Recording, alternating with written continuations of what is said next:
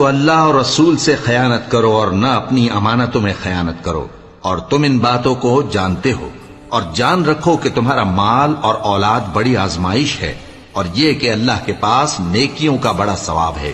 مومنو، اگر تم اللہ سے ڈرو گے تو وہ تمہارے لیے حق و باطل کا فرق ظاہر کر دے گا اور تمہارے گناہ مٹا دے گا اور تمہیں بخش دے گا، اور اللہ بڑے فضل والا ہے۔ اور اس وقت کو یاد کرو جب کافر لوگ تمہارے بارے میں چال چل رہے تھے کہ تم کو قید کر دیں یا جان سے مار دیں یا وطن سے نکال دیں، تو ادھر تو وہ چال چل رہے تھے اور ادھر اللہ تدبیر کر رہا تھا، اور اللہ بہترین تدبیر کرنے والا ہے۔